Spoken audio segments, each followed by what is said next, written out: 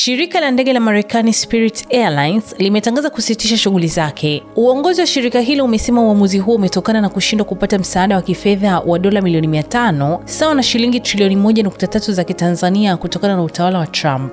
Shirika hilo la ndege lilikuwa katika mazungumzo na serikali ya Marekani kuhusu mpango wa kuiokoa kampuni hiyo dhidi ya kufilisika, lakini mazungumzo hayo yalivunjika. Katika taarifa iliyochapishwa kwenye tovuti yake siku ya Jumamosi, Spirit Airlines imesema kwa masikitiko makubwa imeanza mara moja mchakato wa kusitisha shughuli zake kwa utaratibu. Shirika hilo lilikuwa likijaribu kujinasua kutoka hatua za kufilisika kwa mara ya pili katika miaka ya hivi karibuni, lakini kupanda kwa bei ya mafuta ya ndege kutokana na vita kati ya Marekani, Israel na Iran kuliongeza shinikizo kubwa la kifedha. Kwa mujibu wa kampuni hiyo, safari zote zinazokuwa zimeratibiwa za Spirit zimefutwa. Taarifa hiyo imeongeza kuwa abiria walionunua tiketi moja kwa moja kupitia Spirit kwa kutumia kadi ya benki au kadi ya malipo watarudishiwa fedha zao moja kwa moja kupitia njia walioitumia kulipa. Walionunua tiketi kupitia mawakala wa safari wametakiwa kuwasiliana moja kwa moja na mawakala wao ili kurejeshiwa fedha zao. Hata hivyo, fidia kwa waliolipia tiketi kwa voucher, pointi za safari au njia nyingine itaamuliwa baadaye katika mchakato wa mahakama ya kufilisika.